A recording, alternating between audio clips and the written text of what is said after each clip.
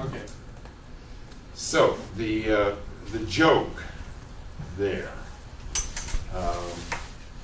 that there's some different jokes, right? Right. And there's this joke.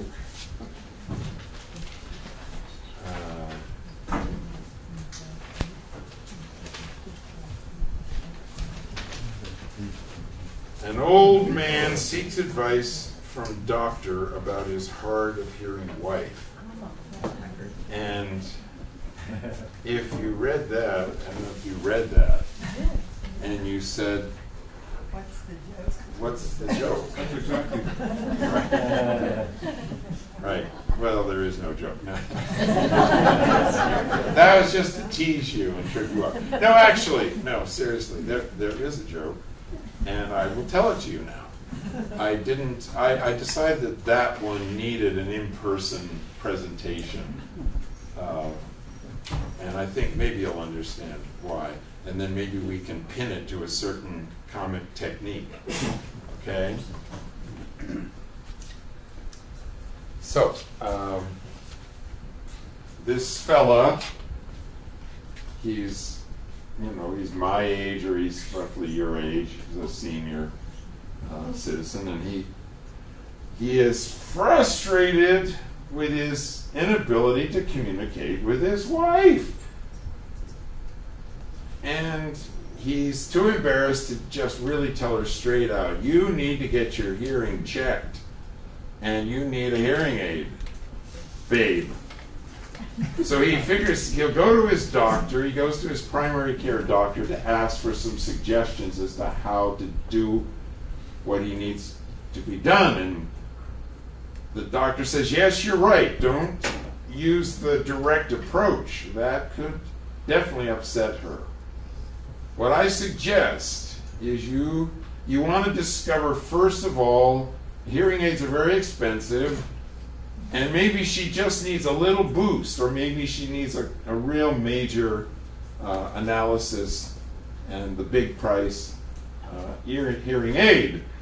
So what I suggest is you go home and do these 4 steps to determine the level of hearing loss that she has, and then come back, confer with me, and we'll make a plan. What I suggest you do is you go into the hallway just outside the kitchen, and she probably about now, yep, she'll be cooking, and you say, honey, what's for dinner? And if she says what it is, then you know that really it's all in your imagination. But if she doesn't answer you, walk inside a couple of big steps inside the kitchen and say, honey, what's for dinner? And if she still doesn't answer, then go pretty close. And then if she doesn't answer, go right up and say right in her ear. Well, kiss her first and then say right in her ear, honey, what's for dinner? And he says, all right, I will do that. And he does. He goes outside the door to the kitchen, honey, what's for dinner? No response. Well, he kind of knew that, so he takes a couple steps into the kitchen, honey, what's for dinner? And still no response. He's beginning to worry about his pocketbook and the expense of curing the problem, but he has to be able to communicate with his wife, so he goes 5 steps from her, says, honey, what's for dinner? Alas, still no response. So he goes up, gives her a nice kiss on the cheek. She looks at him, and then he says right into her ear, honey, what's for dinner? And she turns to him and says, for the 4th time, lasagna.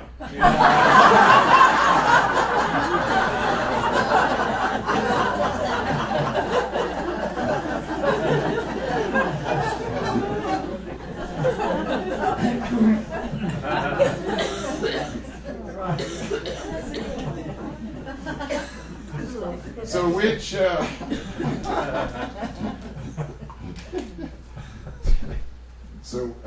so which of our comic techniques would you suggest, or which of a number of them is operative in that situation? What?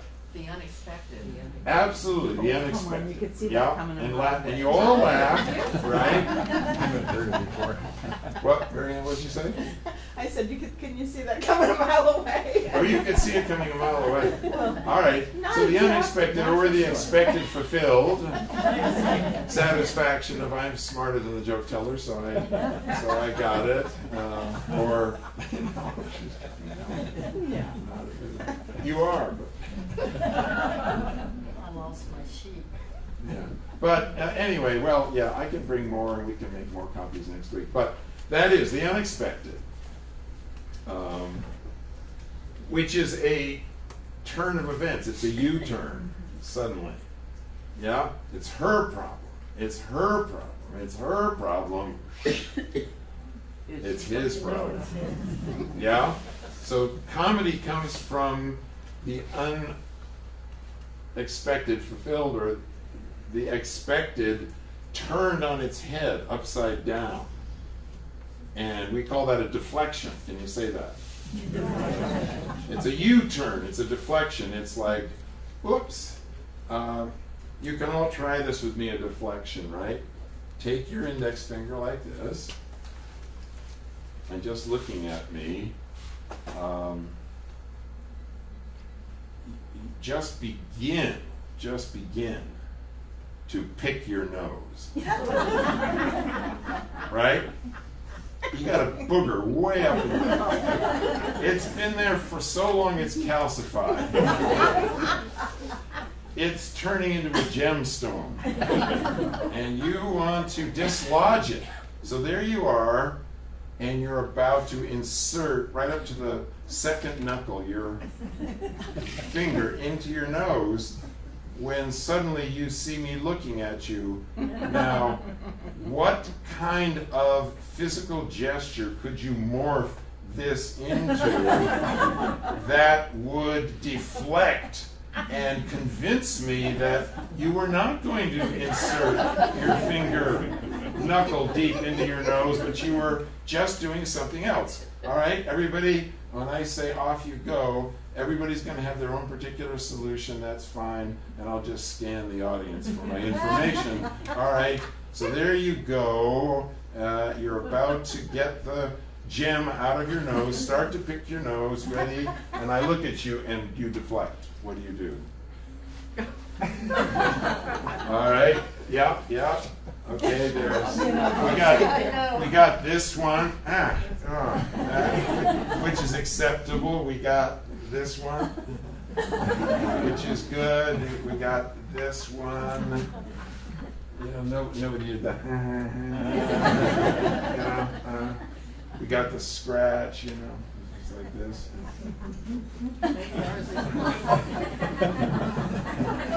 The John Travolta. Like that. I mean, that's deflection. And anything that U-turns is the hallmark of comedy. It's a central tenet. Well done. Did I tell you last week what the Bible? Last week I had new teeth. This week I just got a new tongue. No, you didn't do that. I didn't tell you what the 5 noble truths of comedy are, did I? Or not? The 5 in Buddhism. There's the 4 noble truths. Yeah. Can anybody recite the 4 noble truths of Buddhism? Well, then I quit. This is a bunch of dummies. I'm not teaching this group. They do their homework. No, I wouldn't have known them either, except I studied them in college. All right. So the 4 noble truths of Buddhism are: there's a problem. First noble truth: life is a problem. There's a problem. Second noble truth: what do you suppose the second noble truth is? Suffering, you suffer. That's part of the first problem, but we suffer. Life's a problem and we suffer, right? There's a solution. There's a solution. That's it. Thank you, my girl. There's a solution to the problem. There's a problem. Second noble truth: there's a solution to the problem. Third noble truth, which is very American, by the way. It's actually not American as much as it is human. With enough, like Jonas Salk, like Thomas Edison. What was his biggest problem just about Edison's of all time? He could, yeah, hearing. It had to do with, had to do with, He tried 13,843 times. you got it. Ta-da! How many? Three, what is it? I don't know the It was exact number. 10,438 Yeah, times. something like that. The light bulb. Yes. The light bulb. They got electricity, you know, this guy, Franklin, whatever his name was, put up this kite. Oh, yeah, energy. Ooh. What do we do with that? Oh, energy. Ooh. Pretty interesting. Key lights up and everything. Eventually they say, my God, there's this stuff going around, and it's going around everywhere. If we could just put it in a magic genie globe, we'd have light at night, and Abraham Lincoln wouldn't have to sit there reading by a candle, right? They could dial it back, and Abe would be able to just go over and flick on the switch and read, you know. So, but he tried and he tried and he tried and he failed again and again and again. 10,000 times Edison failed. There's a problem, there's a solution to the problem. He could not find a solution. There's a way. Do you know how he finally found it? It's one of Napoleon Hill's major premises, and I've studied Napoleon Hill for 30 years. That's how I am who I am today, actually, by the way. The 17 principles of personal achievement, which I boiled down into 7. Passion. Person, after the first one is purpose, a major purpose in life. Major purpose in life. What are you doing on this planet? Why are you here? Are you just taking up space? Are you just breathing air and exhaling dead air? Or are you doing something with your life like we talked about with the peasant of El Salvador? Making a difference like Peter Abel did down in El Salvador. Okay, so major purpose, passion. I will get there, the ant philosophy. I will go over it, under it, around it, through it. I will never quit until I solve that problem. That was Thomas Edison, 10,000 tries. Persistence. Persistence is number 6 of the 7 P's. Good dog, good dog. Don't feel, no bad dog there. Good dog. We talked about good dog, bad dog. You got to get out of good dog, bad dog, by the way. In your life, life is a problem. There's no such thing as bad dog. You're just a player. You just come to play. You just come to engage and to play. By the way, did you have a good clown show week? Did you have a good clownish week? Did you clown? Did you find the whoops, the banana peel in your life last week? Did you know? No? Did you notice I'm carrying too much and dropping things and stuff like that? Life is a clown show. Remember, life is a clown show, right? Yeah? Okay. What am I doing right now? I'm distracting your attention purposely. I am doing a shaggy dog story and keeping you from the answer for as long as possible, which is another comic technique, which is I will demonstrate with my director, Avner the Eccentric. We can't get the show started. We simply can't get the show started. I cannot get this lecture started. But meantime, all sorts of other things are revealed, which becomes the show. You come to see the show, but you never see the show. You see the preparation for the show. You see all the mistakes which cause you not to get to the show, right? 10,000 tries, couldn't get to the light bulb. Yes, number 6, persistence. And number 7, perseverance. Actually, it's patience, perseverance, press on, those, yep, passion. But Purpose is the first thing. And I tell kids today, don't worry about it if you don't know what your major purpose in life is. You don't know if you're going to be a doctor or a lawyer or a clown. It's fine. Just be a searcher. Just search. Go through some life. Discover what's happening. Until in your heart you feel, this is it. This is it. This is what I want to do. And you're filled with that passion and joy to do it no matter what. No matter what, you will not give up. So that is your purpose with passion. What's the next P? Obviously, it's all of you. People is the next one. People, right? People. A mastermind alliance. What was the largest mastermind alliance in the history of the planet Earth? And the answer is Gandhi's India. 200 million people saying to the British, we will not do your salt thing anymore. And they got together and became the largest mastermind alliance in the history of the world. A mastermind alliance is two or more people, and it's often a husband and a wife. Henry Ford and his wife were a mastermind alliance, the two of them. Two or more people working towards a major purpose in perfect harmony. Two or more people working in perfect harmony endlessly towards a major purpose. In his case, the assembly line which produced the Ford Model T, which then changed and revolutionized a lot of things, right? So, major purpose, and I know that each of you at your life have achieved a major purpose, or you're still working on it. Hopefully, I'm still working on it. New England Youth Theater has ended up being probably my ultimate major purpose in cleaning up the toxic dump at where we are now. And the $3 million to build the theater and to buy the property which we raised didn't do it. So now we're close to another $1 million to clean it up. And in April, the bulldozers will arrive, and the entire property, except for the parking lot, which will be completely repaved and landscaped, will be stripped down that far, all new soil, and then gardens put in, and the livery is going to come down, and then eventually there'll be a new building there. And now we think that even the brick building on Flat Street, which was the old Tri-State Automotive, can maybe be saved, actually. It probably will be saved.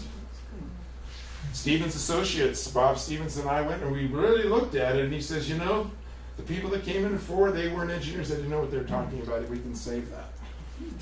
And all kinds of people are joining my major purpose in terms of teachers and directors and parents and kids.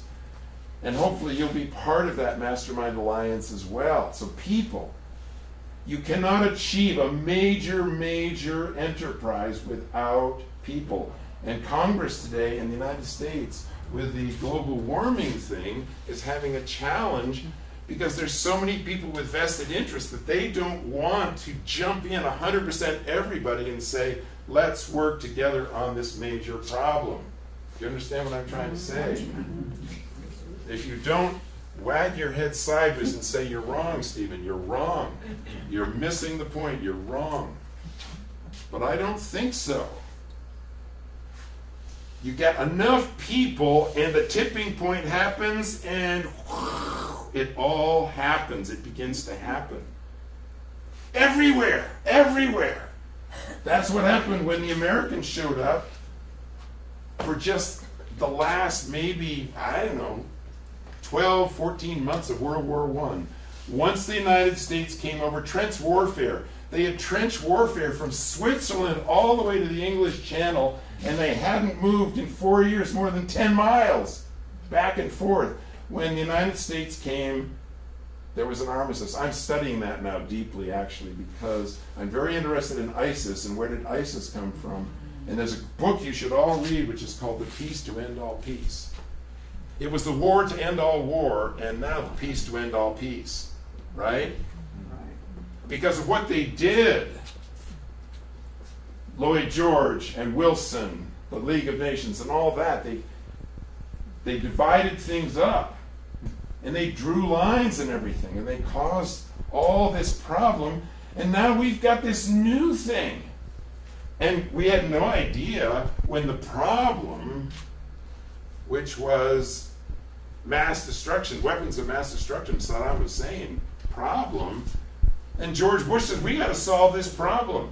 So the third noble truth is we can find the solution to the problem. First noble truth, there's a problem. Second, there's a solution. Third, we can find the solution. And what did George W. Bush say with Cheney and the others? He said the solution is military force. We will go in with shock and awe, and we will bring down Saddam Hussein.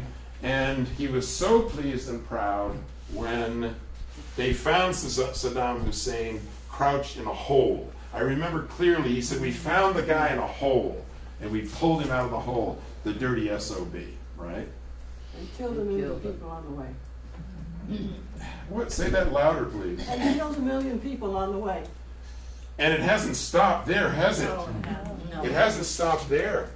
Do you realize, of course you do much more than I do, you're historians, you realize the fury that was unleashed at the end of World War I? Yes, it's terrible. At the end of World War I by what happened? I mean, not just in Europe, but in Russia. And where was Lenin, where was Trotsky, and what was going on in Africa, and what was going on in India? The British, they promised India more independence after the war, but instead they did the opposite. They tightened the noose on them, right?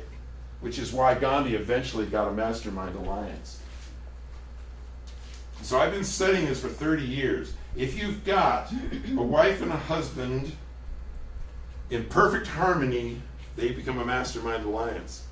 If you've got a whole bunch of people, like a community like Brattleboro, Vermont, behind the music center, or the art school, or a new park, or cleaning up the river like Pete Seeger did with the Hudson River, he just built a sloop, and then suddenly you've got hundreds of people trying to clean up the PCBs in the Hudson River. And I've been part of that on many sails with him, singing for nickels and dimes and quarters and all of that.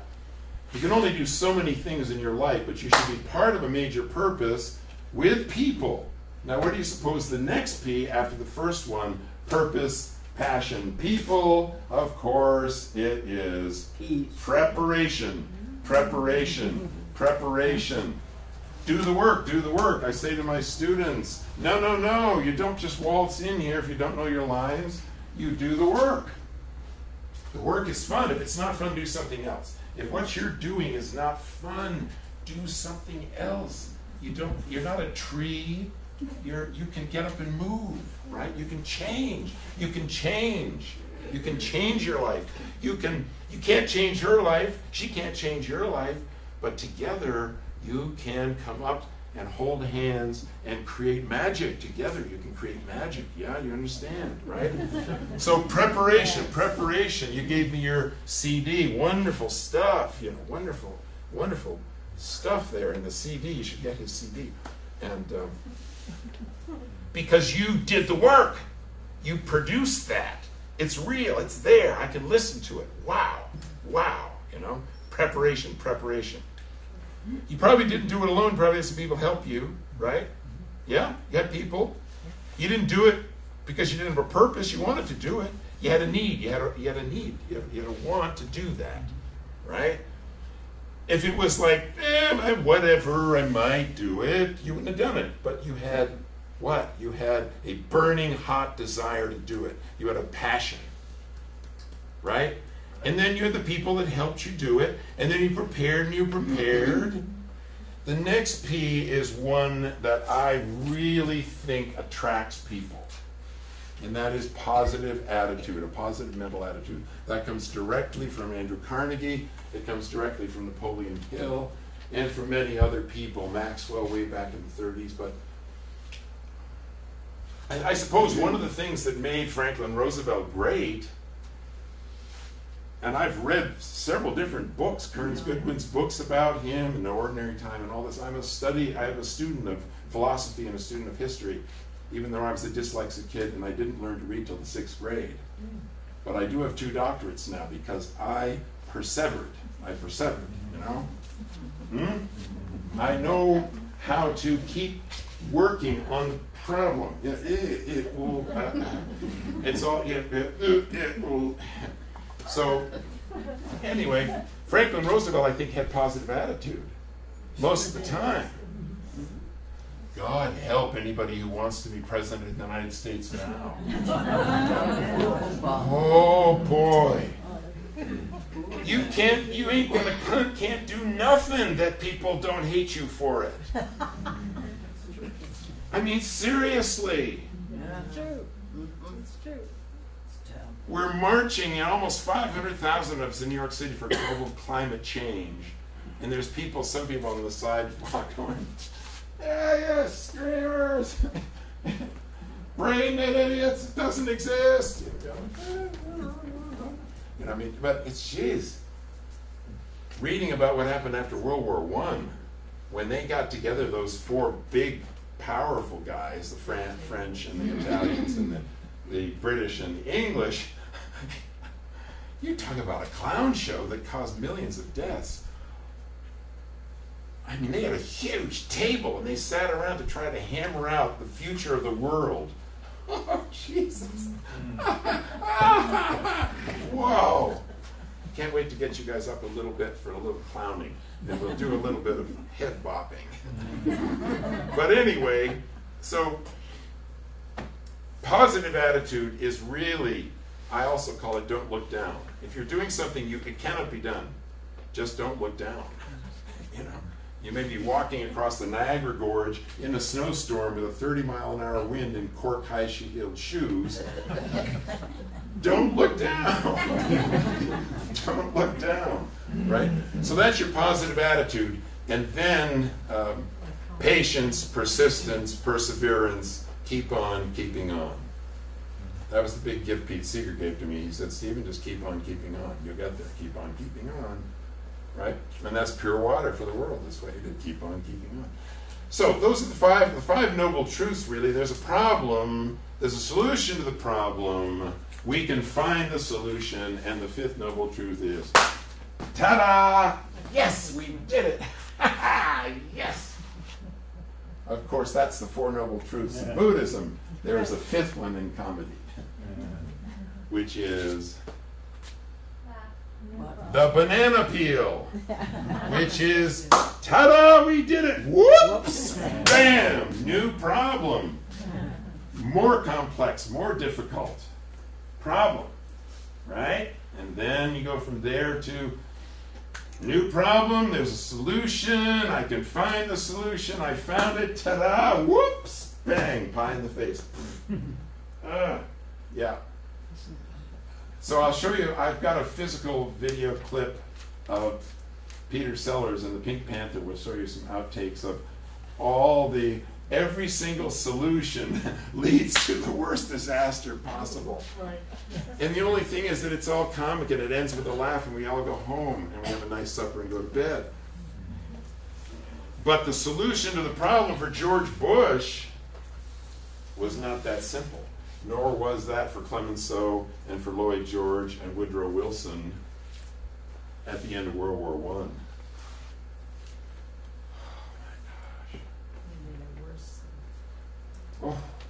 Oh. Because our very blessing is our curse. Our blessing is we're human. Our curse is we're human. Our blessing is there's a problem, we can solve the problem. Whoops, banana peel. Worst problem, we can laugh. Except if you get really depressed and you can't laugh. You know what you do when you get really depressed and you can't laugh? What you should do, this is just my opinion. I'm lecturing, God, I'm boring you to death. Well, I didn't get this. John Hart, my great teacher, who slapped me a couple of times hard and said, you a-hole, get off your butt and stop whining and get on with your life. I was 35. Changed my life. He literally, I collapsed on the floor, sobbing. It's just, he went, bam! I said, ow! What? He said, bam! And he hit me again. Twice right there. Hard.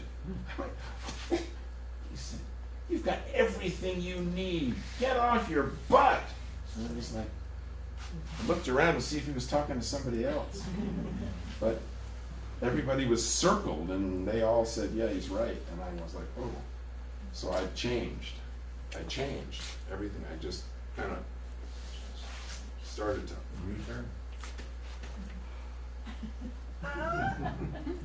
yeah. Direction, I don't know. Compass, what's a compass? Set your sail, sail. Sails are luffing. What's a luff? Oh, you know, yeah, U-turn. Whoa. Compass, major purpose, boom. Within 2 weeks, Gould and Stearns were born. 35 years ago, within 2 weeks. And I left Camp Arden and I talked to Larry Crockett about it. Do you remember what you said to me, Larry Crockett? Follow your dream. You did say follow your dream, but I said, what about Jillian? What about Calvin? What about Sam? What about the other people there? If I leave them now and leave the commune, if I leave them all, they're going to not only hate me, but it's going to ruin their lives. And you know what you said? Remind me. You said when you empower yourself to follow your own dreams, you will empower everybody else to follow theirs. That's what you said. Some of the wisest words I've ever heard. It literally gave me the courage to move off the farm and to start my career as a mime and clown. And it was true. It was totally true, because pretty darn soon Calvin was teaching physics up at Leland Gray, and Jillian, who tried to have a pottery business, was working at the River Gallery, and now everybody's doing great. I mean, you said if you follow your dream, if you make the decision to do what you need to do, what you really want to do, what's your passion, your purpose, then it will empower everybody to step off their position, to step back and go, he did that, maybe I should reevaluate a little bit. And they did. And Bonnie did. And everybody did. Oh my God. I should have written you a letter thanking you for that. But I knew you'd be here today, so. Save postage. And I did save the potion. And I gave it to a man on the street down in New York City last weekend. I said, this was Larry Crockett's postage. And by waiting 30 years, you increased the postage. Significant. Yeah. I said, that's twice as much as it would have been if I'd sent the letter. He said, well, I don't know who Larry Crockett is, but God bless him. I said, yeah. So those are the 7 P's of the 17 principles of Andrew Carnegie, and those are the noble truths. And it does have to do with that U-turn, which is that joke that I started out today with. So he kisses her and he whispers in her, he says loudly, "What's for dinner?" And she says, "For the 4th time, lasagna." And it's like you sometimes maybe you don't expect that coming, so it's like that, right? All right.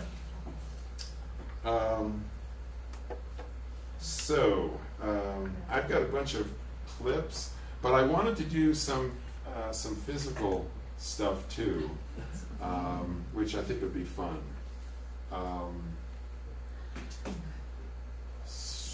Yeah. So everybody who wants to just kind of find your way out here, and if you want to sit, you can. Deb Lazar, once again, from Vermont, actually Brattleboro Community Television, is videotaping the session. So you can raise your hand now, and she'll memorize the color of your shirt. If you don't, as you know from last week, when we're out doing this, everybody's doing it all at the same time. There is no such thing as making someone feel embarrassed and uncomfortable because the camera is going right on them and holding right on them. It's not about that. It's everybody is just in clown shop playing together. So is there anybody who, if the camera scans, because it's this group activity we're doing, says, no, don't ever put my face even that long on the camera. Anybody? Oh, Deb, I've intimidated them to the point where they don't dare say. Yeah, right. Okay, very good. Sorry, I'm so naughty and abusive. Anyway, all right. Anybody, come on out here to the floor, and we'll do something interesting.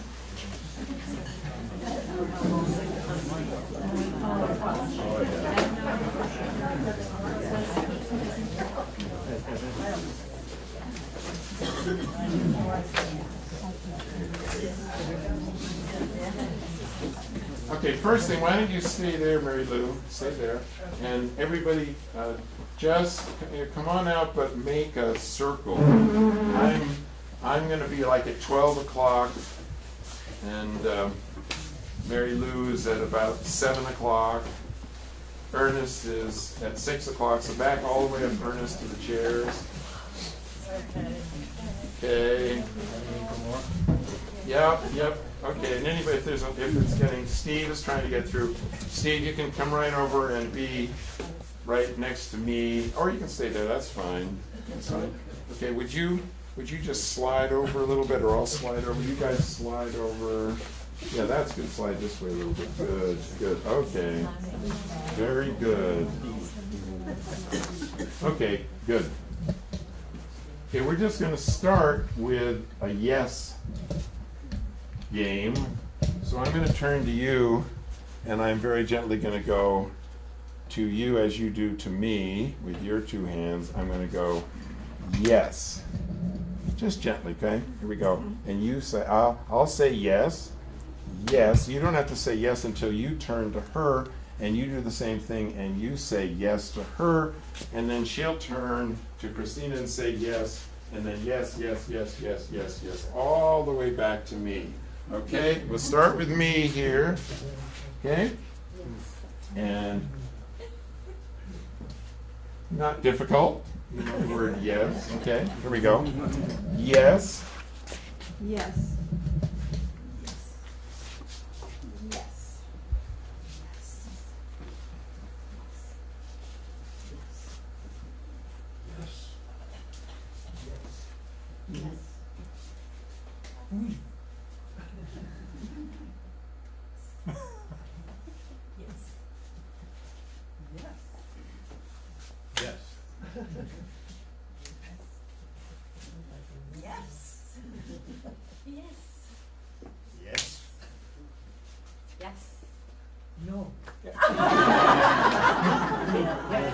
Well, that Ernest, that's great. I'm so glad you did that. Because that elicits laughter. It's a U-turn. It's an unexpected. It's a deflection, right? And that's a whoops. Did everybody say whoops? Whoops. Okay. When we say whoops, everybody, something happens that doesn't go according to Hoyle or the rules or whatever else. And in our lives, that's good. That's good. We want that. It's special. It's terrific, you know. So we're all going to go, whoops. And then, because he said it was yes, no, then we all go, we can laugh, and then we all go, whoops. Can you all do that? Go, whoops. And then go like this, which is refresh. You go, whoops, and they go, right? And then you go restart, or what am I thinking? Just like yes, that's what it's whoops, and then it's and then from there it's interesting. That's what I want, because life, when you get into a situation where things don't go the way you expect, it's not good, it's not bad, it's interesting. Yep, you get the job, interesting. You get the job, not interesting. Okay, right? So you go yes. You say no, and you go oops. We all go like this. We all go. Ready? Whoops! Interesting. And that's refresh. With students, I have them spin around like this, but we won't do that. That's a little too interesting. Okay, Ernest, you go to Steve. Now, in the game, though, that's part of it, because when you go no, right, then it goes the other way. You go no, and then it goes the other way. Yes, yes, yes, yes, yes, right? But we'll continue on around. So you maybe say yes to Steve, and Steve passes it on. Okay? So, yes, okay? Yeah, yeah. Yes. Yes. Yes. Yes. Yes. Yes. Yes.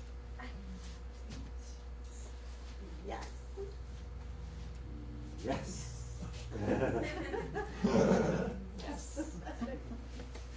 Yes. Yes, yes. Oh, yeah. Yes!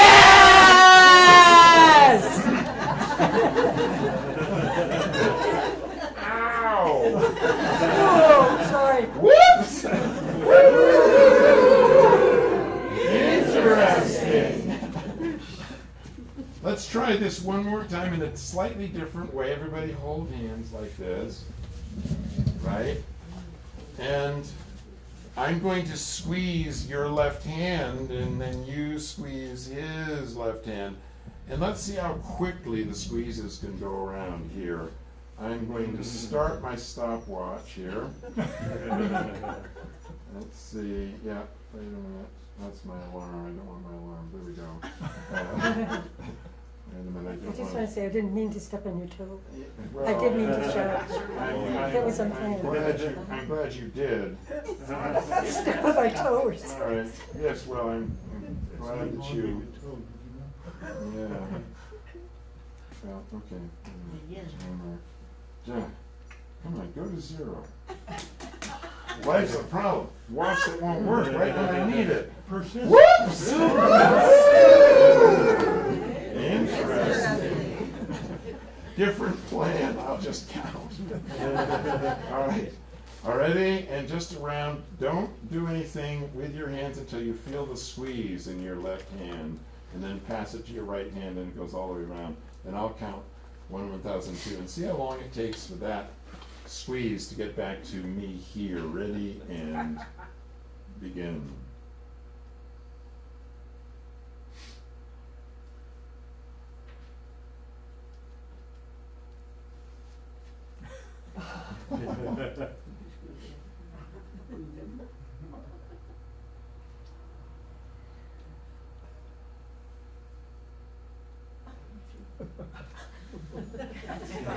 Gotta break it up.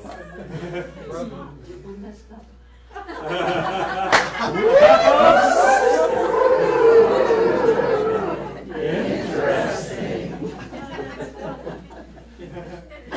Short circuit. We have to solve it because it still hasn't gotten back to me. We're at 30 seconds. Get it over to me somehow. Keep squeezing. Ah, there we go. All right. Good. 35 seconds. All right. We're going to go the other way. Let's see if you guys, you're fairly intelligent. Let's see if you can get it down to 25 seconds. Okay? Going this way. On your mark, get set, go.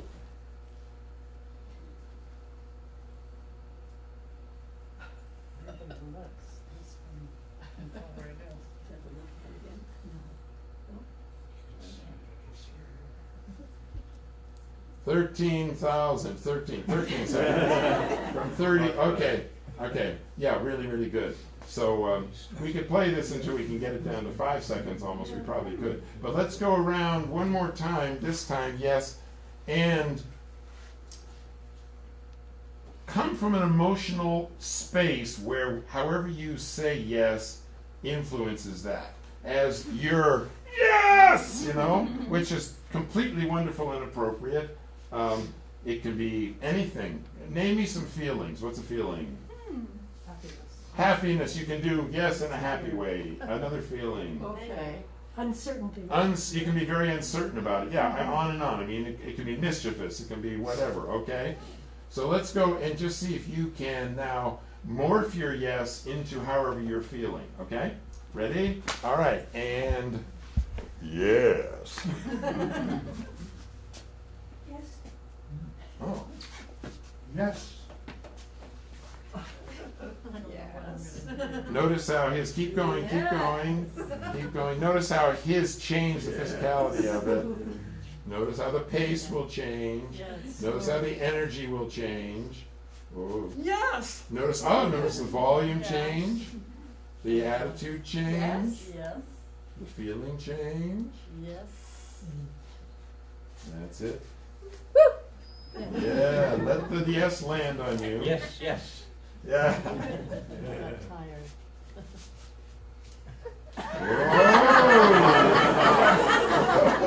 Yes.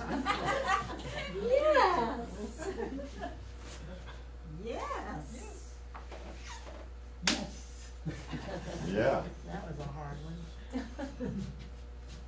Yes. Yes. Yeah, yeah.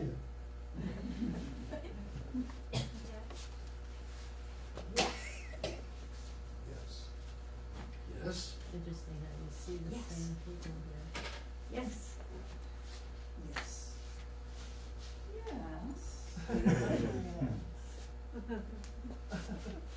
Yes. Great, wonderful. Notice the variety, yeah? Infinite variety, like the flowers in the field, just infinite variety. This is a space. Take your hand, shake it out just a little bit. Take the other hand, shake it out a little bit. And take one finger and point like this to an imaginary dot in the middle of the air, imaginary dot. That's a fixed point. Take it away. Put the other hand on sort of the same dot. Take it away. Put your hand like this. Now the hand becomes a fixed point. If you put your hand like that and you leave it there, that's a fixed point. This hand could be moving, but that hand is still. If you take this hand and you marry it with the first hand like that,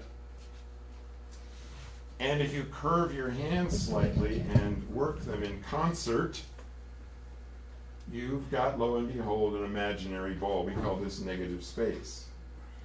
Right? Take the top hand away, it's still there. You can throw it up just a little bit, whoop, and then catch it like that. If you put a little bit of a snap to it, the audience, the watchers, will understand that it's a space with a little bit of weight to it. If you throw it up quite a bit, as soon as you throw it, watch me, watch me, watch me, I want to go like this and let this hand die or relax, and then, oof, it comes down like that, right? Yeah, and I also did a like this, and I'm like this. I'm watching it because my eyes are the space, and then I did a little tracking of it like that. So try throwing it up about 20 feet. Follow it with your eyes because your eyes are now the space, and then with that sort of like that. Yep, yep. Ready? And 1, and a 2, and a 3, and a up it goes. That's good. Now put your hand on top of it. Turn it over, take the top hand away, like that, there it is, and there, like that, there. And you can bounce it once, take both hands, bounce it, boing, boom, you go, boing, boom, and have it just maybe hit your nose, boing, ow, ooh, ow, ow, like that. You can do a deflection, you know, bow, ow, ow, ow, right like that, all right, good. Now, put yours down. You don't have to put it on the floor, but just put it in front of you on an imaginary shelf. Okay? And I'm going to pass mine to you, and you take it and pass it to her, and all the way around, and the space gets passed. Right? But to cut to the chase, right, I have now, I have boiled it to 200 degrees. Pass it, hot, it's hot, it's hot, oh, it's hot, it's, oh, ouch, burning, ouch, hot, woo, ow, yeah, hot. Oh, it's hot, whoa, hot, oh, burn, ouch, hot, burn, ouch. Good, yes, good, oh, good.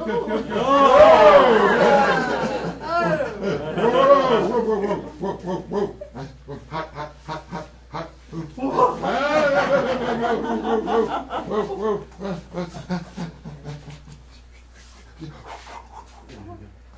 Now I'm morphing it. I'm morphing it. No. I'm going to pass it this way. Look, it's alive. It's alive. It's living and it's dangerous. It's alive. It's alive. It's alive. It's alive. Yeah, it's alive. It's alive. It's alive. It's alive. Oh. It's alive. Wow. It's gone. Oh, it's alive.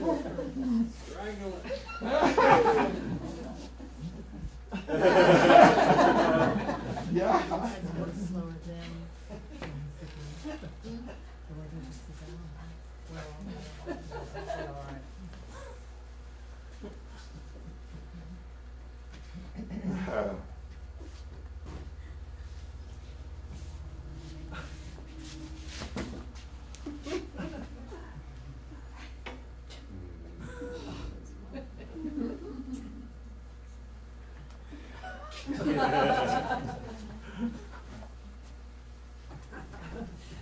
All right, now I'm going to pass this space this way.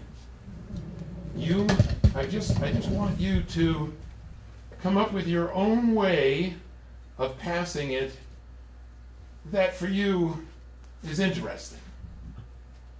If for you this is interesting, fine. But if you want to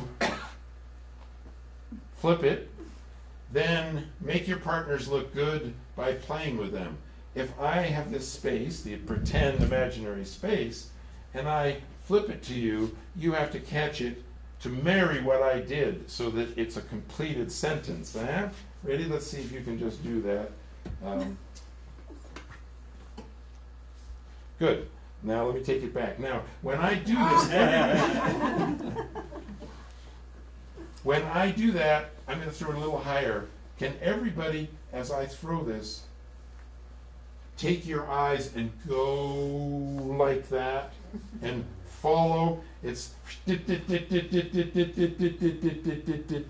bang. Okay? And your eyes are going to go with it bang. Ready? 1, 2. Follow with your eyes and your entire body if you can. And if you can, do it with an in-breath too, a breath of ah, and the out-breath is she caught it, okay? That's the ta-da, okay? Ready? And boom. Good. Now, I'm going to hand it to you. Now, pass it around in any way that for you is interesting. Whether it's a bounce pass or whatever you want to do, anything you want to do, just please yourself. You don't have to be funny, just anything that's interesting for you, all right? And off you go. Okay. Good, the eyes are the space, so keep your eyes on the imaginary space.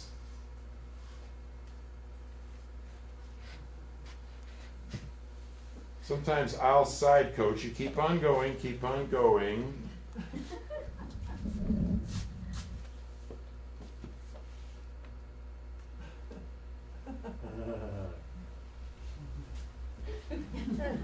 Nice. Oh, interesting.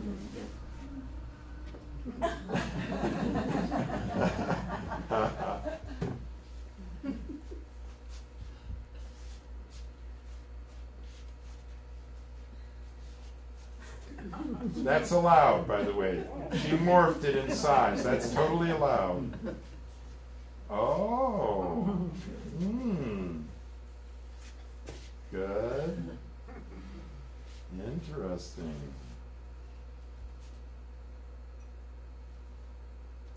This is what's called a wait for it. That's a decrescendo. That's a change of timing.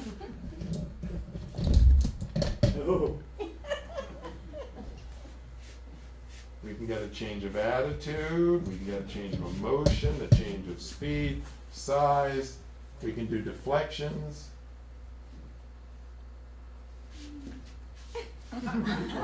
Okay, good. Complete change of pace and attitude and feel. Oh! A great wait for it there.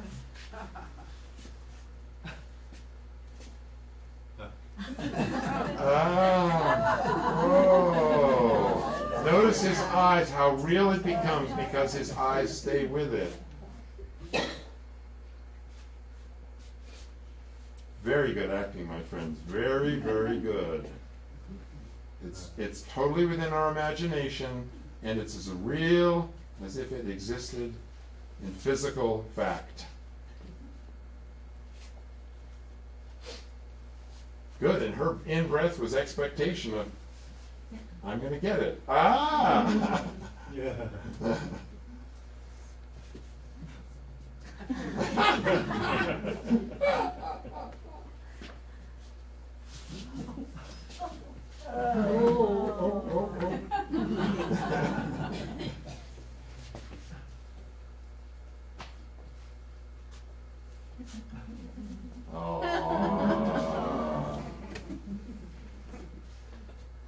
When the emotions and the focus blend like that, it's so real. And she has followed his premise and stayed with it. Oh.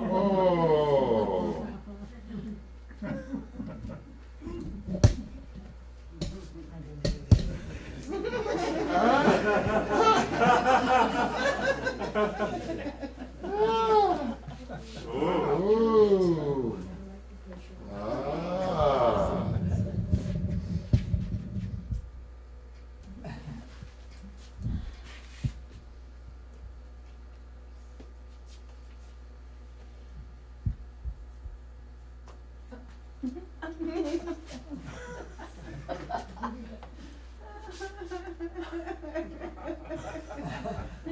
She hasn't let go yet. Everybody, 1, 2, 3. Ta-da! Wonderful. Take a good 5 or 6 minutes and we'll show you some video and stuff. You can bring all your chairs down close and I'll get some stuff to really amaze you on the screen, okay? Off you go for a break. And there was wonderment all around. And I wonder why. They must smell. Yes, thank you for raising your hand and speak, sir. When the time comes, will you see if you can make that full screen, the Lucy clip, by clicking on the... Oh, yeah, sure. I will make it full screen. No, absolutely, I will. Yeah, I will. Yeah, this is Lucy and Ethel wrap chocolates. Okay. All right, based on the first hour and last week, any questions, information for me, suggestions? Yes? You were just saying about handouts. Oh, I had Casey make some. So if you see me afterwards, I think they're actually, he's put them here. Here we are. Yeah. All right. I'll just give it to you right now. I got one. Okay, do you need one? Okay, there's the double-sided page, and here's the second page, which is single-sided. You've got it all. Okay, there you go. And that's page 2. This is what I gave everybody last week. Okay, there's double-sided, and this is page 2. Okay, and you would like one. And okay, there you go. All right. All right.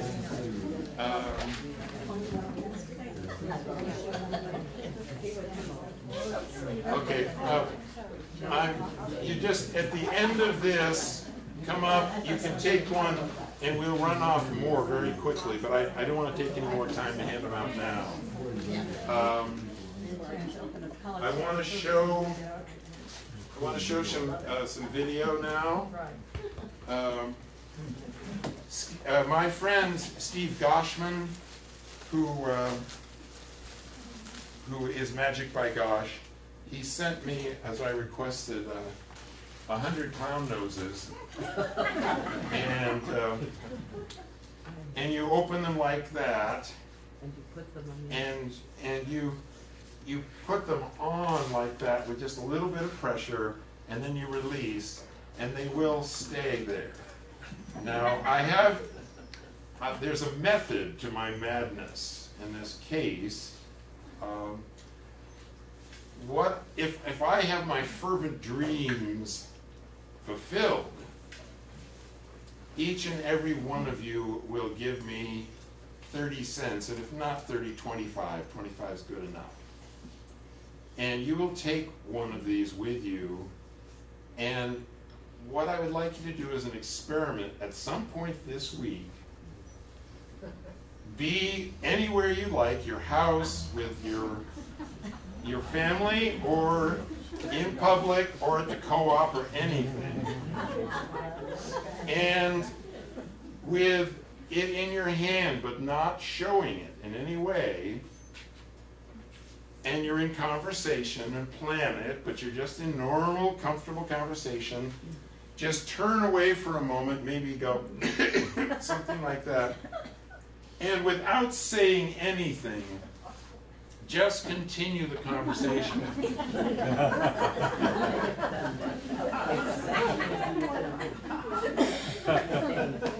It's especially interesting when you do it and you're maybe second or third in line at the bank, and you're waiting, and the next person goes up to the teller, and then you just very quietly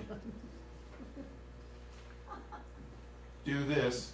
And then when you go up to the teller, just, hand them the deposit or what.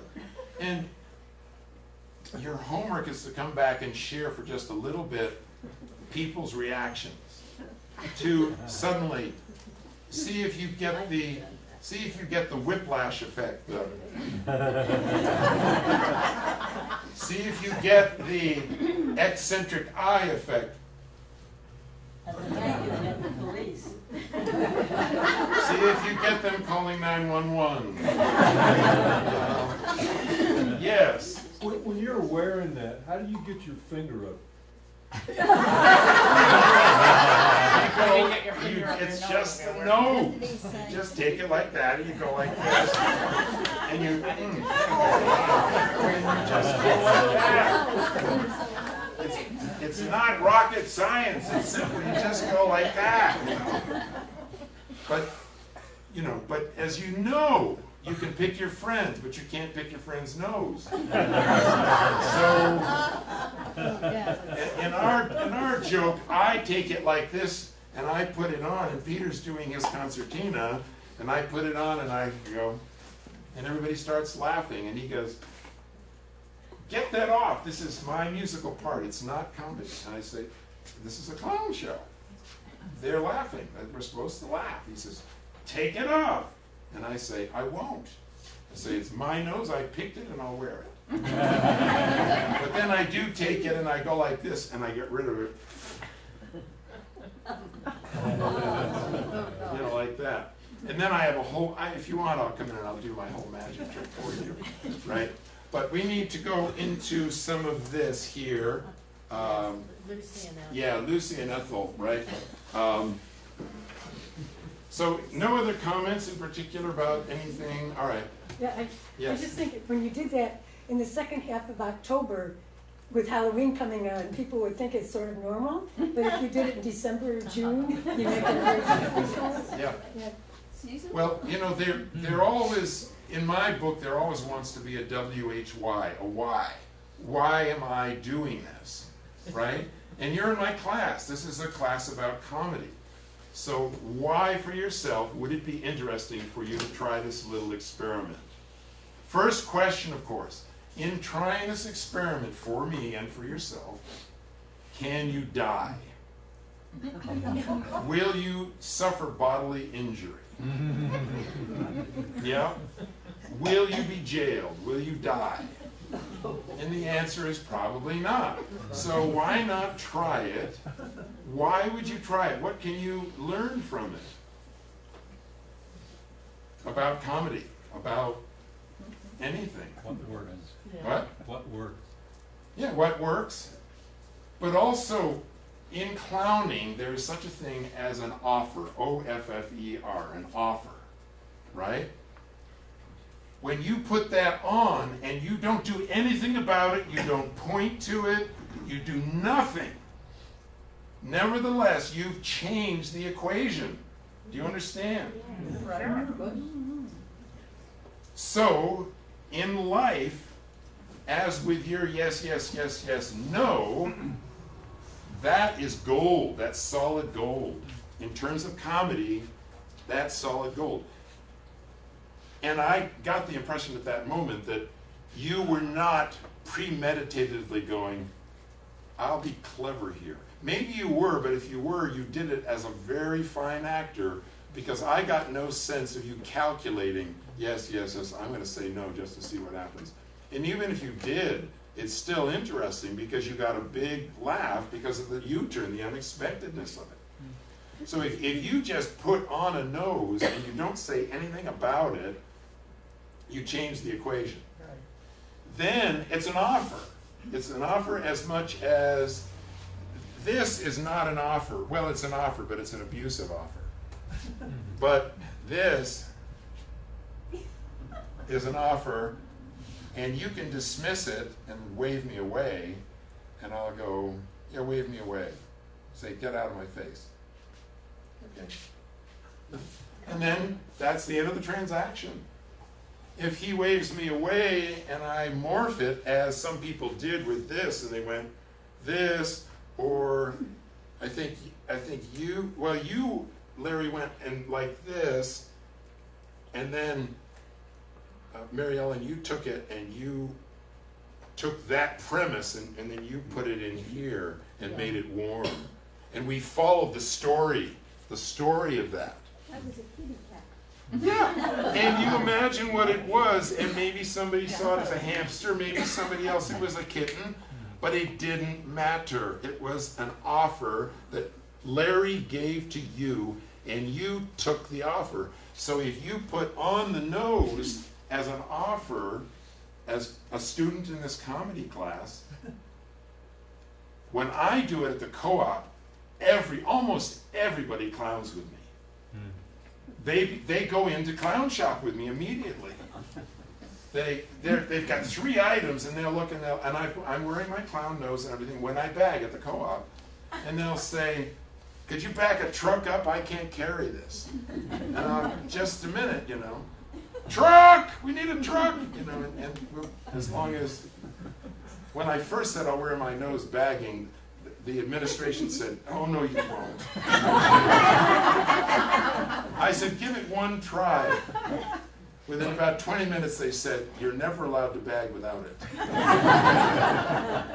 Because everybody had such a good time.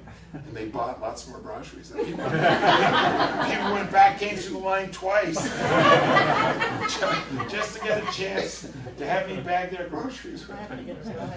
So anyway, if you want, when we leave, I'll give you this, and you do the little experiment with the nose. Just give me a quarter, and then I'll recoup a little bit of my expense. And if you say that this is unfair, then they've said maybe they'll give you a scholarship for it at the desk. You can apply for scholarships for the nose. Okay? All right, so, this is little Eloise. And that's my son, Dylan. Whoops. Okay, lights.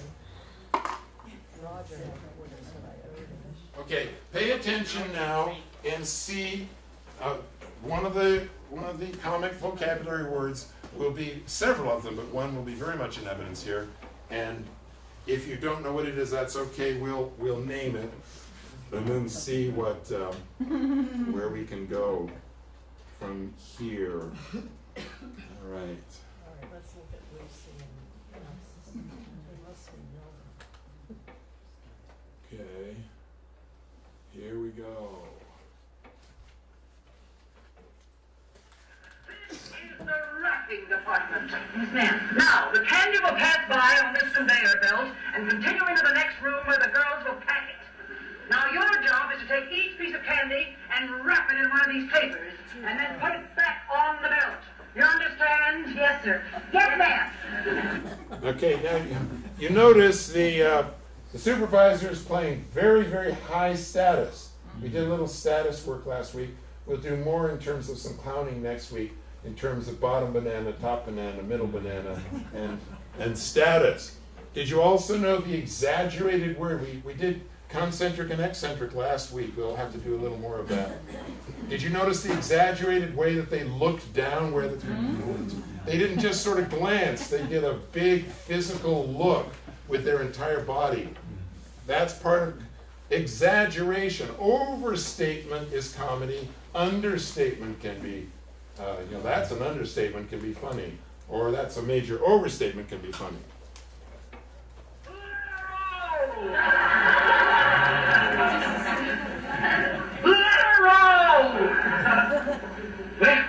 Wait here. Somebody's asleep at the switch.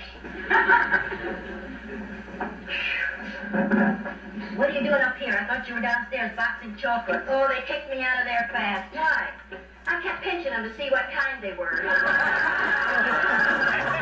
fourth department I've been in. I didn't do so well either. All right, girls. Now, this is your last chance. If one piece of candy gets past you and into the packing room unwrapped, you're fired. Yes, ma'am.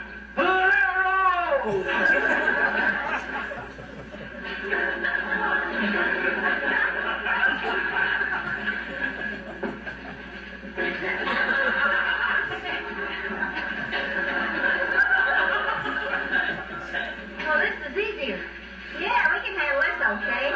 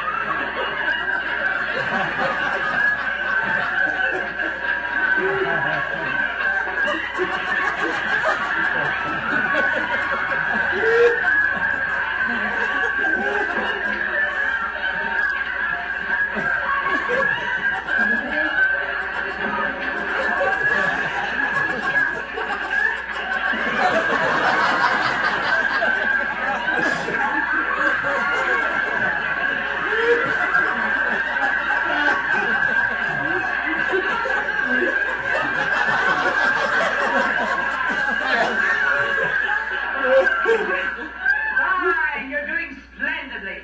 Speed up!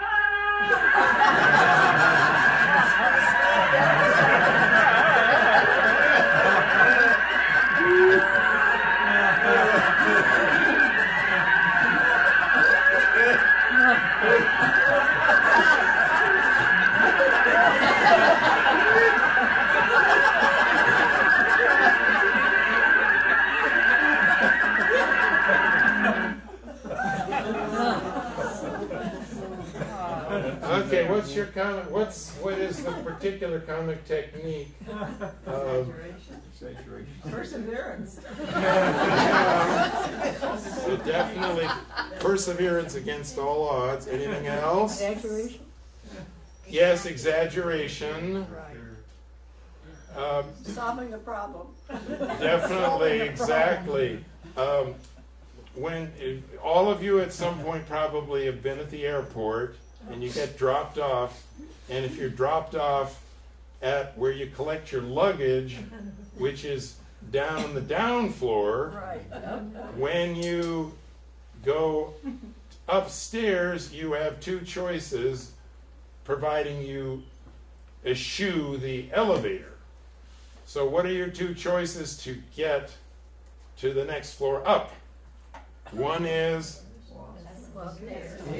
take the stairs, and the other is The elevator. right, which is also called the what? That's right, the escalator. So a major comic technique is called escalation.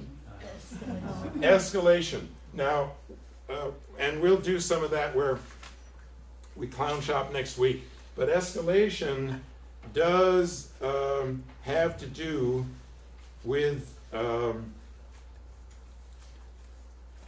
many different ways to escalate.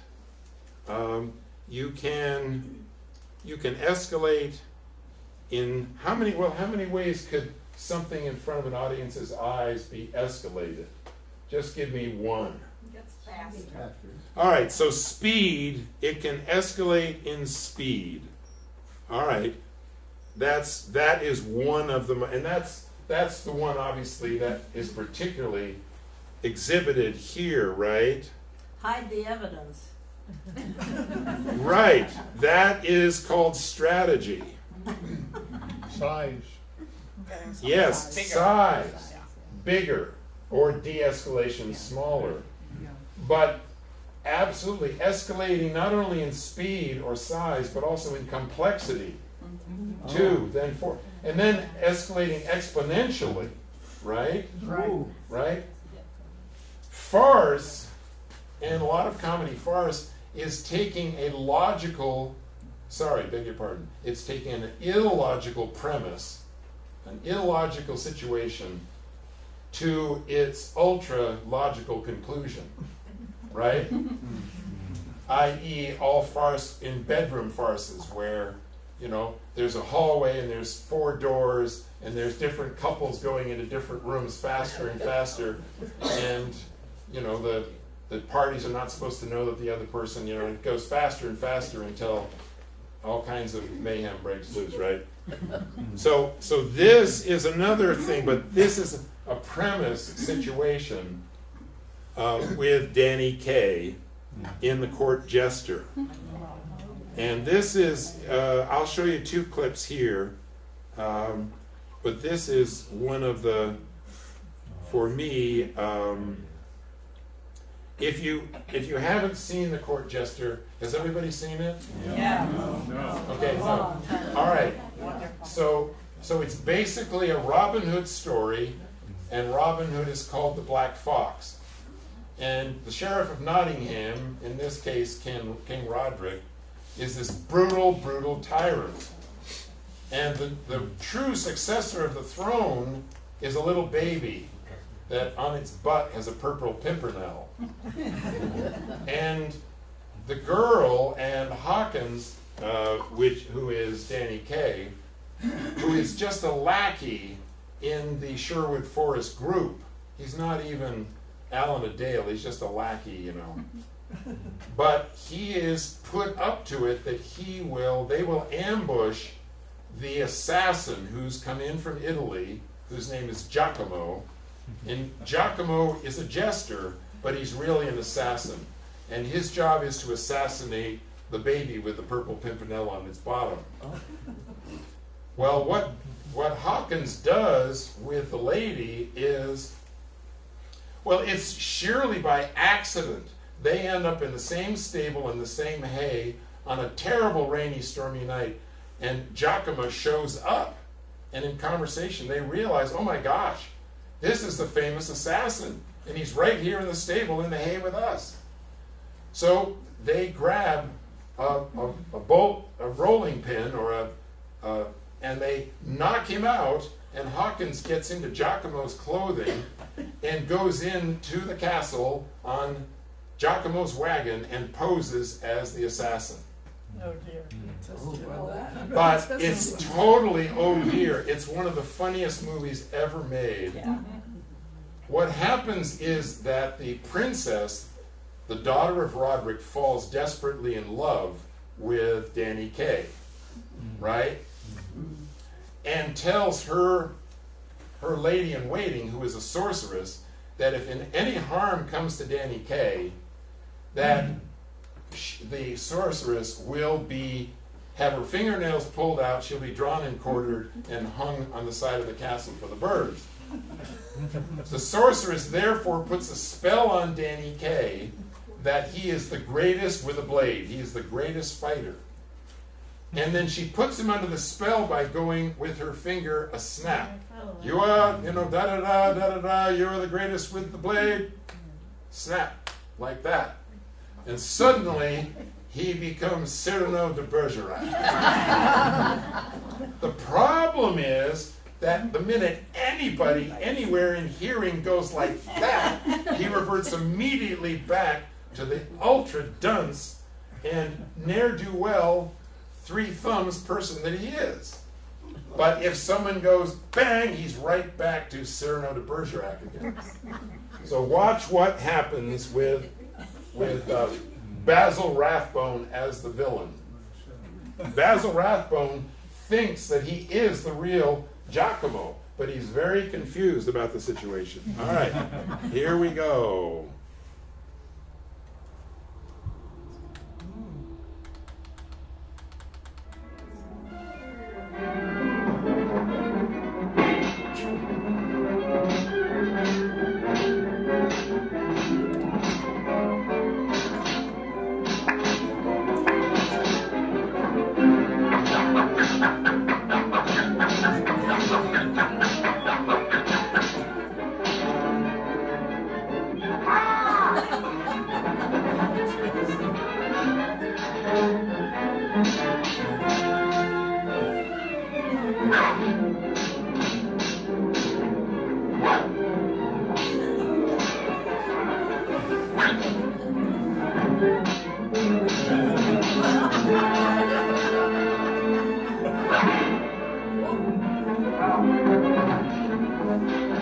If he dies, you die.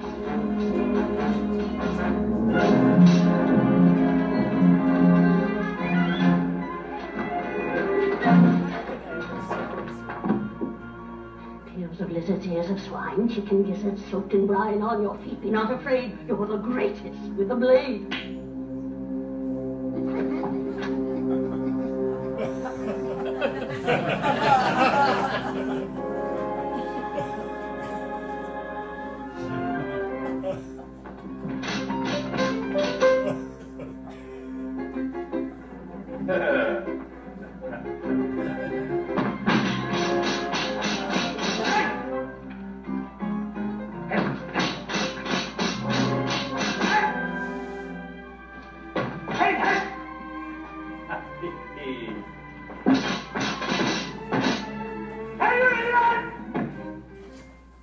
Play games with the black fox, will you?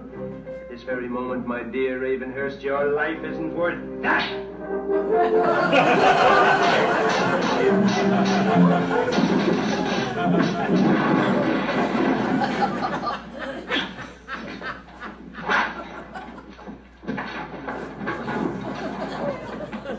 Now, my gallant fox, we'll see whose life isn't worth that.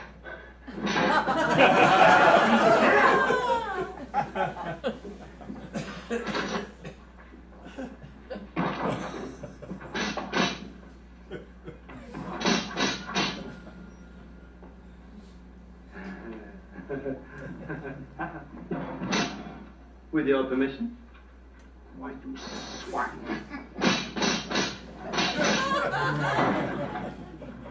Your help? You. And now, Ravenhurst, you rat-catter! La! La! La! La! La! Ha! Ha! Ha! Ha! Oh, no.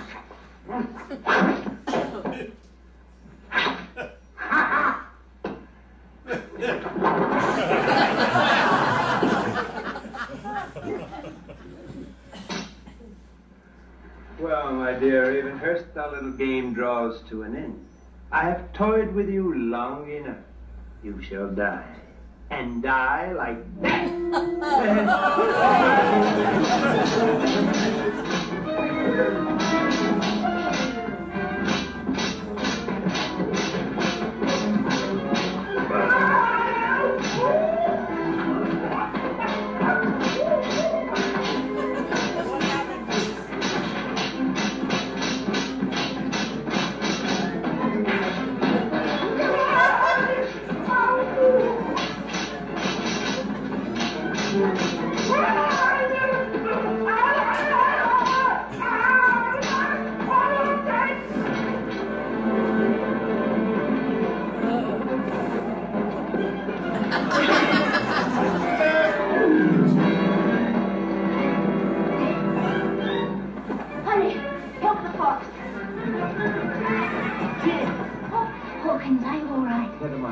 Where's the child?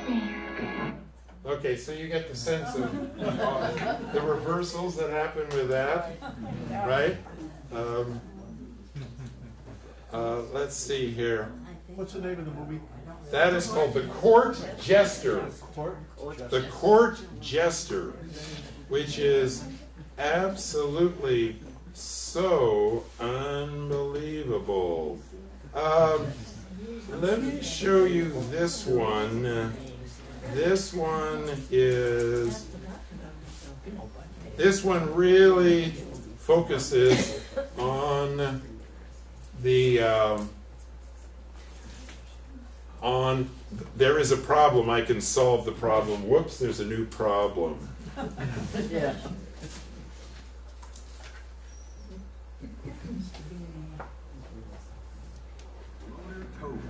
And the Mini October Test Drive-A-Palooza is here, which means the new Mini Hardtop is on the loose.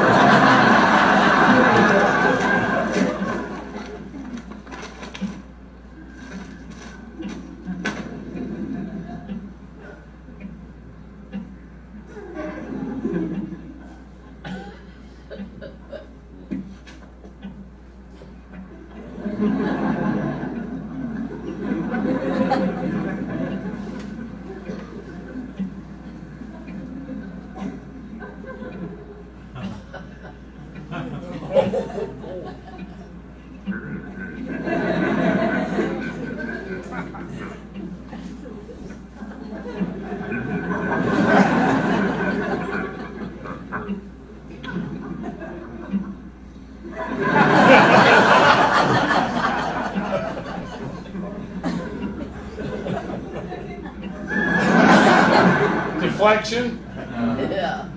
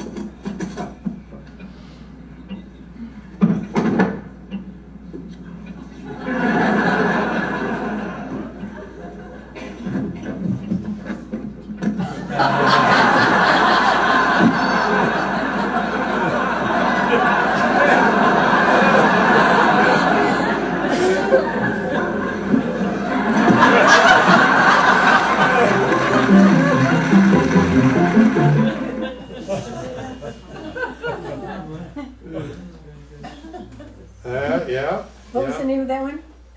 Mr. Bean? There's a lot of them. This is Mr. Bean. And, lots of. and he's the master of you can't get there from here. Oh, I know how to get there from here.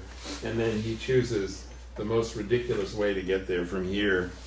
And it's a major comic term which is part of the equation pretty much always is discovery. You know, discovering the known, and then the whoops is discovering the unknown or the unexpected, right? Right. Okay, so let's see what you get out of this one here.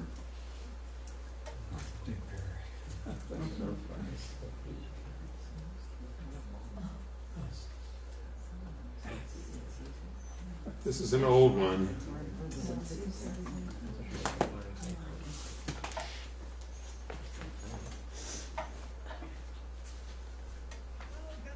I think that it is high time that our great corporation expands.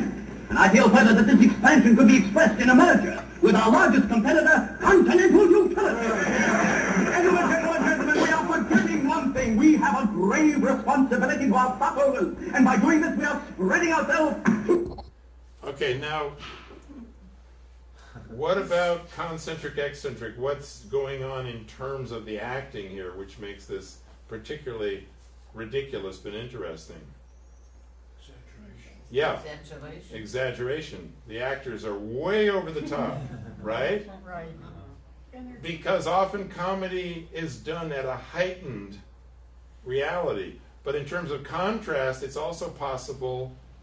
So Sid Caesar starts low status, even though he's the board chair, he's at the end of the table, and everybody else stands up above him, making them higher status. They're louder than he is, making themselves higher status. He is less vociferous than they are, which makes him lower status.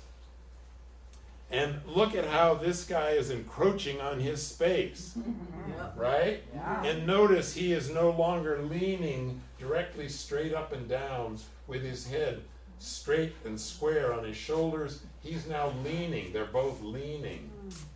And comedy, I said the first week, is S-L-A-N-T. It's slant. Comedy is slant, usually. I think I stood in front of you as a military person, and then I just tipped my head and you all laughed. That's contrast. Charlie Chaplin wore a very tight coat and a small derby, right? And his upper half was very compressed and concentric, but his baggy pants and his wide stance and his big, extra too long shoes were eccentric. So he blended a concentric in top with a tiny little mustache with a very eccentric bottom, right? And he swung, his elbows were in, his wrists out, his hands, and he swung a very low status concentric cane, very, very thin, but he swung it in a very eccentric way. So that contrast, and you notice the posture of Danny Kaye, when he became high status, he went very straight, his head went very straight, and when he went low status, he became basically an ape, right? He suddenly went into, right? Totally befuddling Ravenhurst, who, you know, who's going like, what the heck is going on here? All right, so let's continue with the boardroom here. I'll go back just a little bit because... Gentlemen, we are forgetting one thing. We have a grave responsibility to our stockholders. And by doing this, we are spreading ourselves too thin. Nonsense! The stockholders are expecting us.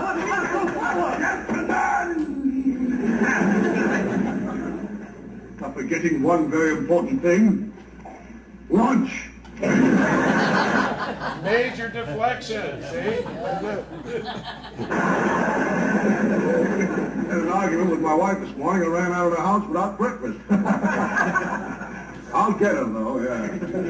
So I suggest we have lunch now, but I also suggest that we continue the meeting. Excellent. Because, gentlemen, time is of the essence, so we shall have lunch through the meeting. All right? Miss Derbyshire? Yes, sir? The sandwiches we ordered, have they come in yet? Yes, sir. I'll send the boy right. Thank you very much. Shall we continue with the meeting, please? Yes. Well, Mr. Bigby, you won't find me unprepared at this point to refute your rather preposterous statements. You see, gentlemen, if you bear with me for a moment, I have here the figures to prove that at this time, a merger with Continental Utilities is extremely financially compelling. Now, if you gentlemen would just bear with me. I'll read you a few. I'll reserve the loan in your case. As well as in the spot. Including the company. Did you put the money in the buying up, Robert? Why'd you put it in there? You're not supposed to put it in. I want to drink it myself. I don't want to put it in you. I want to hold it like that. Bring it next time. Next time, will you continue about the... I don't want to bring him out there. The sugar. I want to put it in the bed. I don't know what the bed was. You didn't have it with the field of bed. Will you tell him the next time not to have it? I don't know. You can continue about it. The wooden brooms and the wooden forks that you have now, that you had the wooden. Why don't you bring the wooden spoons back and tell you to bring the wooden fork with those wooden? Why don't you bring the ham and cheese? I know you brought the ham and cheese. What's the difference? You brought the ham and cheese and put the tea in. I can't bring the time. Is that right? Will you continue back, please? Give me the bill and everything. Put the half time you have the order over there and stand there. Now, just $6.20 for this, sir. That's right. We cannot. Okay, mildly acceptable. Here's $7 in this matter. Remember, but there are one in order we want it right. You understand? Yes, right. That's what I want to say. Now, gentlemen, we got badly. We got one. Gentlemen, I believe that we should pay for our own lunches. No, boys. Boys, this one is on me. No. We pay for our own. Gentlemen, if you insist. We do that. We do. That'll be $5 a head.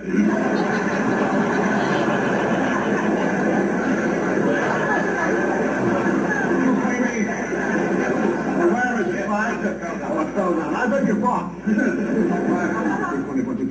That's fine. $35 for lunch. $37. That's how I bought the corporation on lunch money. All right, so let's continue with the meeting. All right, now, Mr. Chairman, regarding transportation in this proposed new setup, we will have 93,000 miles of railroad rolling stock, 87 truck lines, and 48 air transports. Yes, sir. I do believe you ordered the chopped liver. There you are, chopped liver. Oh, got the lettuce and tomato.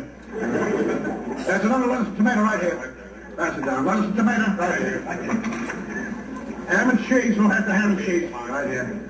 Who has the roast beef? Roast beef, yes, sir. Right over here. Who has the quadrillion sandwich here? Who ordered this? Ham hock sandwich. My ham hock, sir. There you are. We'll continue with the meeting, shall we? Gentlemen, I have been sitting here listening to all of this discussion this noontime, and truly, gentlemen, I really can't believe my ears. Being as large an organization as we are, and supposed to have such vast business experience, truly, Yes? Where's my sandwich? I got two sandwiches there. You don't have two sandwiches? No, I think I want.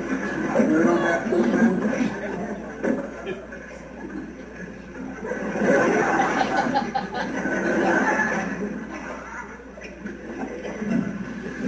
Mr. Chef? Yes, sir? Where in the wide world is my bacon and raisin sandwich? You call that lunch and tell them I want it up here immediately. I'm starving. Yes, sir.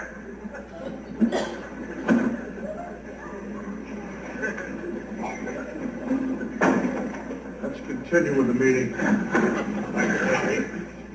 Now, gentlemen, as I was saying, as large a corporation as we are, and supposed to have such wide business experience, we seem to have forgotten one most important factor.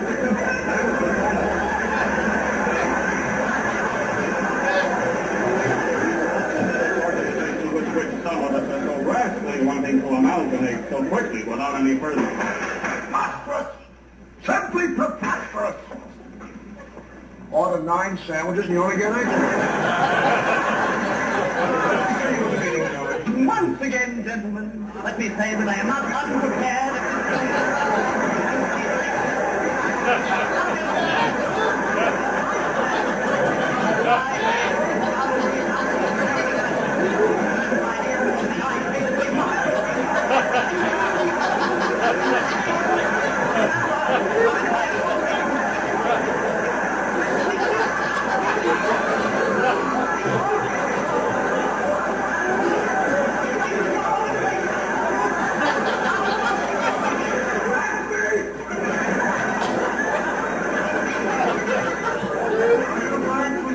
Entire pickle. Why, yes, I'm not able to eat a sandwich without engulfing an entire pickle, sir.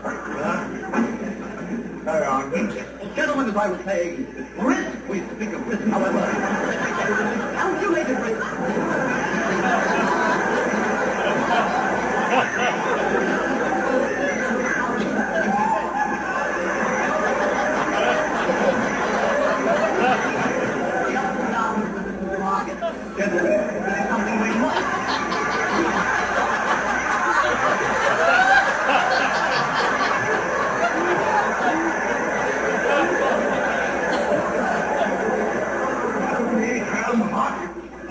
Good sandwiches for you, just brittle and captain, huh?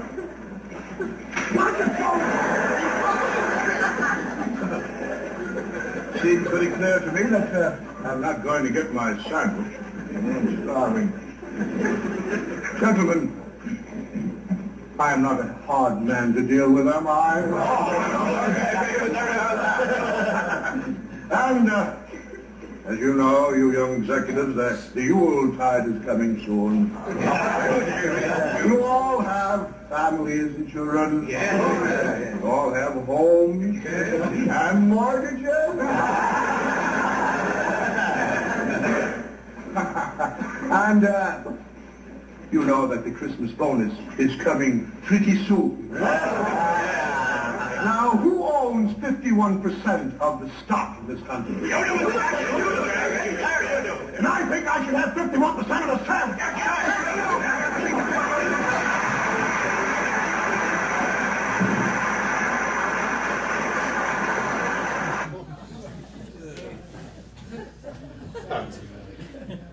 Interesting. So that is premise comedy. Premise is built on a certain premise. Yeah. Any comments on that?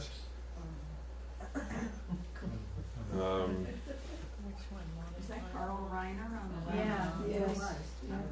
No, I should get Carl Reindel's got some amazing stuff too. Carl Reiner. Yeah.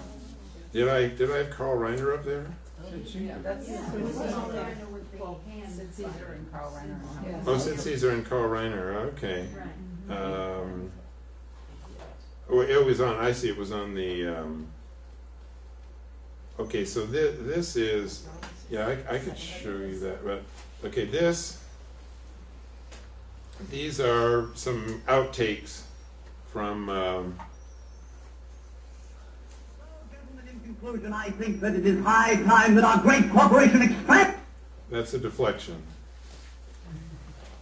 His speech was so funny. Wait a minute. I thought I went to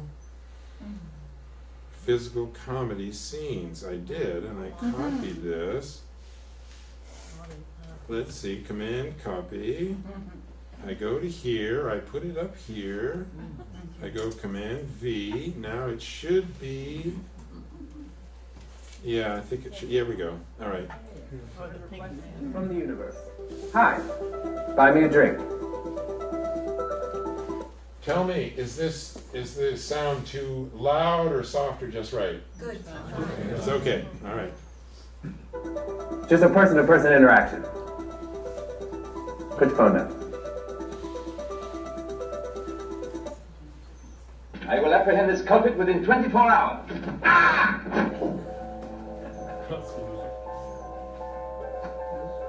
This is classic.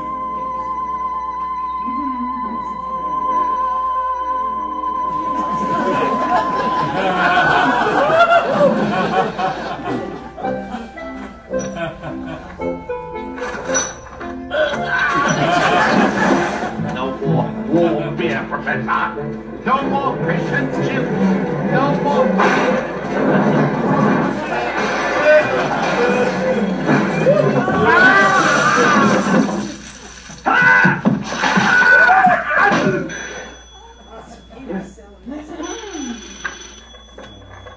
Hello, yes. Boss to find the taxi driver and interrogate him. She's talking about you. Bungling. Yes. Incompetence. Miss Jouvet seemed a bit upset. Miss Jouvet is turning out to be a real pain in the ass. I'm going to wash that man right out of my hair. I'm going to wash that man right out of my hair.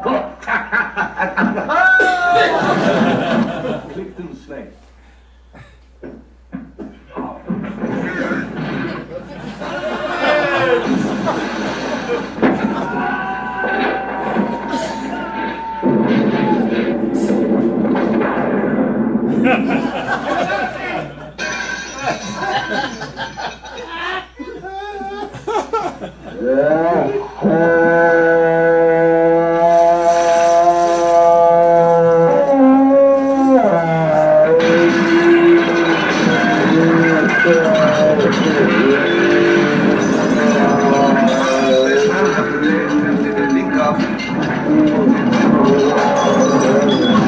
You radio-oriented idiot!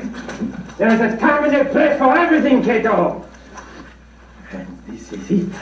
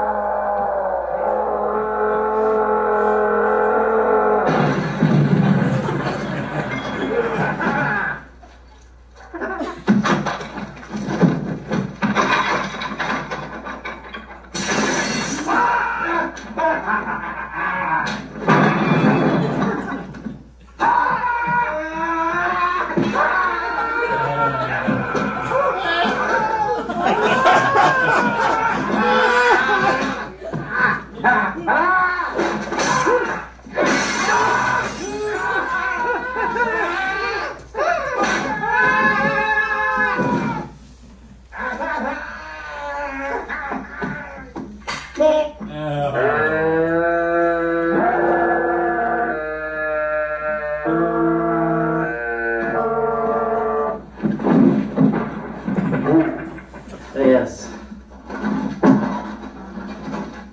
Yes, it's all coming back now.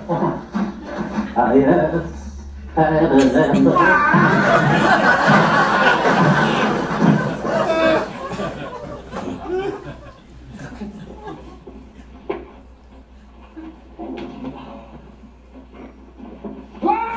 I expect you're all wondering why I asked you here.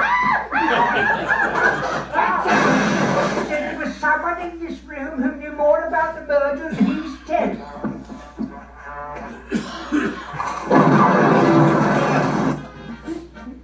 Is your dig bad? No? Let's dig it. I thought you said your dig did not bite. That is not my talk.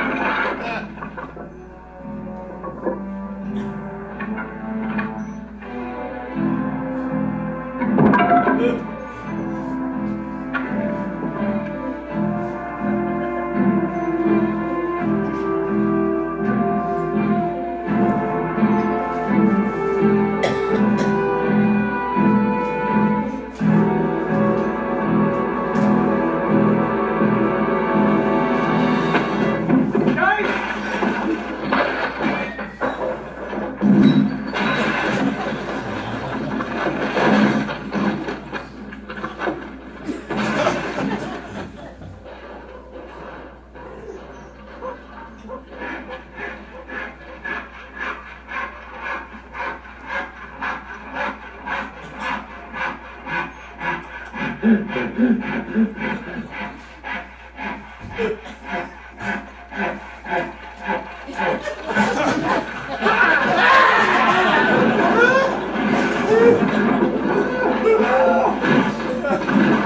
very substantial building. We're doing a great deal to it. Yes. I'm sure when it's finished, you'll find it very peaceful and quite delightful.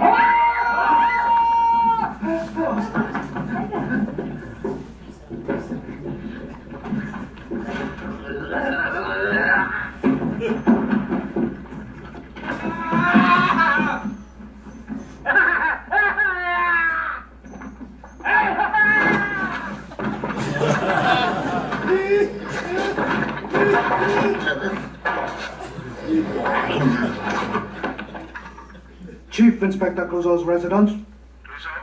One moment, please. For you.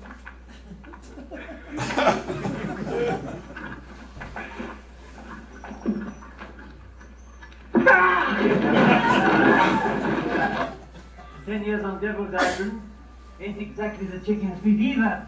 That greedy little yellow pit.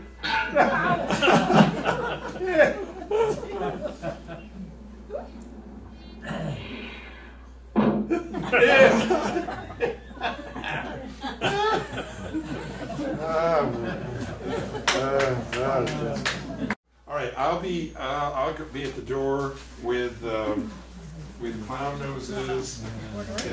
If you want to have one and try the experiment.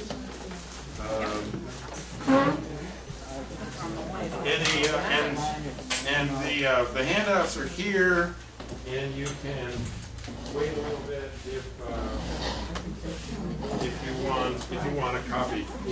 Any questions? Anything yet? All right. Thank you very much. See you next week.